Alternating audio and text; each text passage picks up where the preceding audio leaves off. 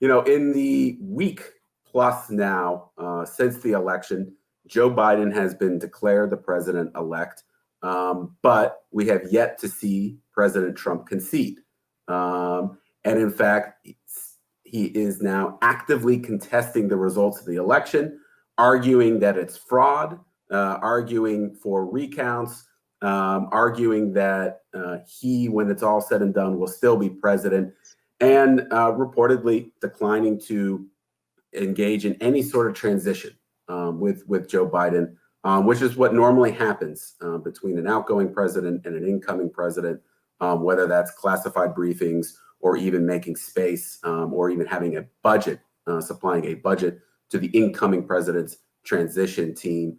And so it is, like a lot of things in this presidency, an unconventional, unprecedented development.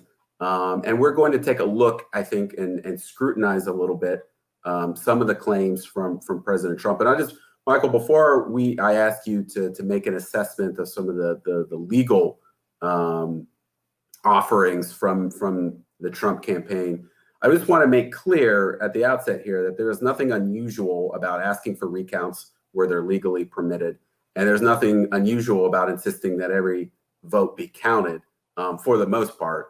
What is unusual, though, is making these broad, severe, and potentially damaging accusations of fraud, of widespread fraud, that would be enough to overturn the results of the election without any evidence, without any corresponding evidence to back up the claim. But Michael, you take it from there. What is your assessment of the legal argument from the Trump campaign?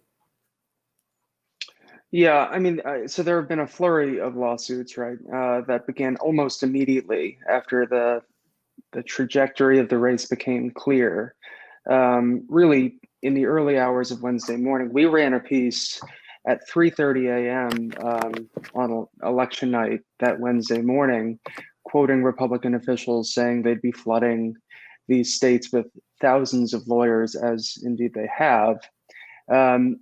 The issue is these challenges, to your point, are generally specious, and even if they did have merit, and there are dozens at this point, even if they were based on evidence, they would not change the results, right? If you look at the biggest challenges that they're mounting, Pennsylvania there are several filings in Pennsylvania, but among the most important cases, the Trump team is trying to get ballots that arrived after Election Day between November 4th and 6th dismissed at the Supreme Court. The Supreme Court has already heard their arguments on this before.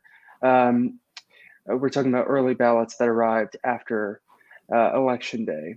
And the Secretary of State in Pennsylvania says that there are 10,000 ballots arrived in that period. And my understanding is that Biden's margin of victory at this point stands at over 50,000. So even if they were to win that case, which it's doubtful that the Supreme Court's even going to hear that case because it wouldn't make a difference,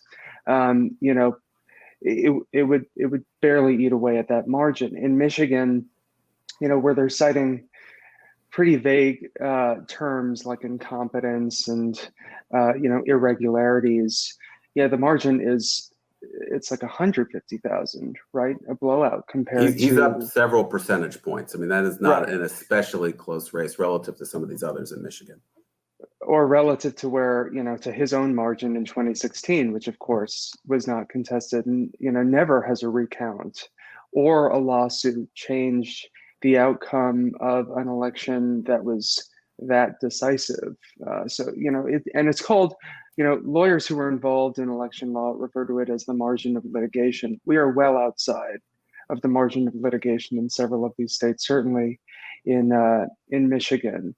And anyway, courts are reluctant to essentially disenfranchise voters retroactively, even if they do come to the conclusion that election officials perform their jobs poorly or in fact even broke their own state laws. So I find these arguments to be highly unlikely to succeed And then, of course, we can discuss the politics of the Republican Party giving, giving credence to these arguments. But on the actual legal grounds, it's just highly unlikely to see this change the outcome in one state, much less the several he needs to win.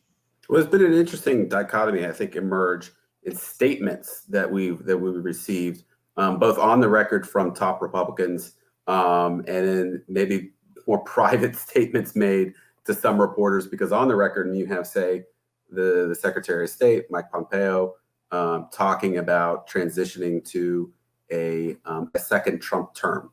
Right now, he smiled afterward. People took that as maybe he was joking. It really wasn't as clear to me. But it is, consistent with what we've heard from a lot of Republicans, including Mitch McConnell, who has said that Trump has every right to contest the results of this election.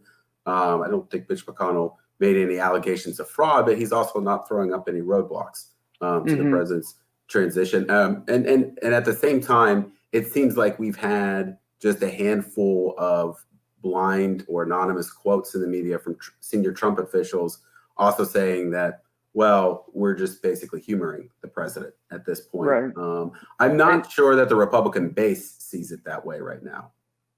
According to the polls, they don't. It certainly seems as if they have little faith in the mail-in ballot system, and that is, of course, due to the president's comments. What's really surprising isn't Trump's response. He's been previewing this for months, if not years. He said he would do this if he lost in 2016, right? But the reaction of those Republican lawmakers, as you say, and party heads who are full bore giving credence to this argument, it does appear to be a coordinated public strategy to sort of build this substantial off-ramp or a permission structure that will help Trump leave with some pride intact. Needless to say, no losing presidential candidate has ever needed that kind of hand-holding before.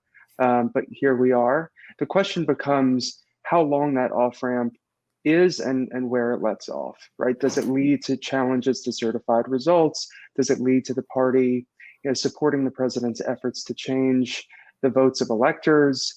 Because their argument has been that he's entitled to make these legal challenges and so forth, but there does reach a point where those challenges are exhausted, and then he's left with a handful of constitutional tools, if you will, that have not been or have rarely ever been used and could put us into crisis territory. I don't think that is going to happen. I think few people believe that's going to happen because there's so little appetite for it among Republicans and his own team.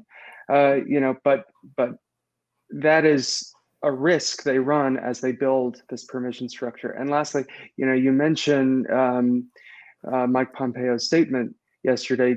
Dave and I had a piece, gosh, I think it's like the day after the election or 2 days after, looking at these Republican Trump loyalists. I don't want to say sycophants, although some of them are, but Trump loyalists who now see what may be Trump was their ticket to ride. He was their ticket to power. He had they rode his rise, and now he may be their competition if he's going to run in 2024. So that's what I hear when I hear Mike Pompeo make these statements. He does not want to get on the wrong side of an embittered president who is already prone to hold grudges.